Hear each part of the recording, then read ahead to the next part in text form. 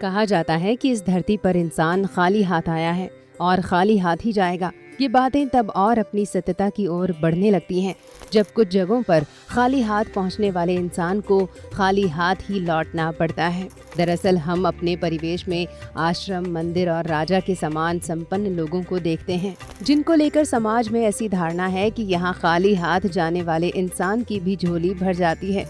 लेकिन क्या आप जानते हैं कि इसका दूसरा सत्य इसके बिल्कुल विपरीत है। दरअसल आश्रम, मंदिर, वैश्यालय और राजा समान किसी धनवान इंसान के पास कभी खाली हाथ नहीं जाना चाहिए, क्योंकि यहाँ खाली हाथ जाने वाले इंसान को ठीक वैसे ही फल मिलता है जैसे सड़क किनारे भीख मांगने वाले भिखारी को भीख। इस बात को आप श्री कृष्ण और उनके परम मित्र सुदामा से जुड़ी कहानी से समझ सकते हैं। जब अपनी गरीबी से परेशान सुदामा फटे कपड़ों में भगवान कृष्ण से मिलने जाते हैं, लेकिन अत्यंत गरीबी के बाद भी वे उनके लिए 2 मुट्ठी चावल रख लेते हैं, जिसके बदले श्री कृष्ण उन्हें करीब 2 लोक की संपत्ति उपहार स्वरूप प्रदान करते हैं और 2 मुट्ठी चावल सुदामा की गरीबी मिटाने वाला कारक बन जाता है।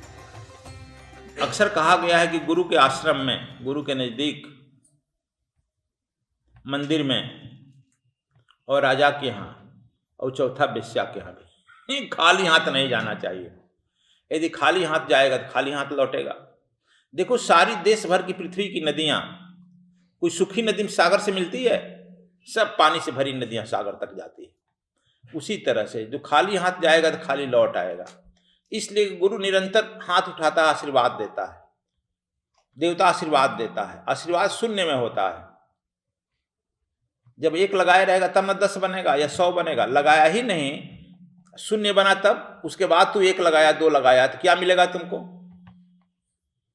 इसलिए कहा गया कि जो हमको चाहिए वही लगाया जाता है। तन स्वस्थ है, तन से सेवा करो। मन ठीक चाहिए, मन से जो गुरु बताया सुमिरन करो। धन चाहिए तो दान करो, धन का दान। जो चाहिए, यह प्रकृति का नियम है।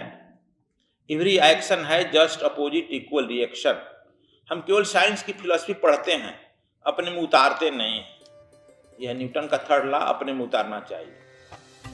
सद्गुरु स्वामी कृष्णानंद जी महाराज इन बातों को बताते हुए सच्चे शिष्य के गुणों पर अपनी बात रखते हैं। वे कहते हैं कि सच्चा शिष्य वो नहीं जो गुरु सेवा में अपने फायदे और नुकसान के बारे में सोचता है, बल्कि सच्चा शिष्य वो है जो अपने व्यक्तित्व को अपने गुरु में समर्पित, विसर्जित और विलीन कर देता है। शिष्य ठीक वही है जो अपने इस संसार से पार लग जाने का, उस आत्मा को प्राप्त कर लेने का, परमात्मा में मिल जाने के लिए जो बात करता है वही शिष्य है। तो गुरु तो चाहता है कि हम उस आत्मा को बताएं, परमात्मा की बात करें, लेकिन हाट बैठा चेला हरदम हाट बाजार की बात करता है, फायदा और घाटा की बात करता है। गुरु जी फलाना देवी के यहाँ गए थे, हमको ये फायदा हुआ, फलाना के यहाँ गए थे घाटा हो गया, आप कुछ कीजिएगा हमारा यह फायदा हो जाए, वह फायदा हो जाए। केवल हाट की बात करता है, केवल दुनिया की बात करता है। फिर क्या होगा? कहते हैं कि मुड़ मुड़ाए साँझ को गुरु सवेरे ठेल। वह जो है साँझ सवेरे गुरु में के कुछ कह दे जाओ, तुम्हारा यह फायदा हो गया, खूब हो गया, तो आकर गुरु जी की हैं एकदम मुड़ मुड़ा कर सन्यासी बन गया, एकदम ध्यान करने लगा, पूजा करने लगा, और जैसे ही कि देखा कुछ बिजनेस में कुछ घाटा हुआ, बस तुरंत जो है रफू चक्कर हो गया आश्रम से। कहा अरे यार चल, बहुत गुरु मिले रफू चक्कर।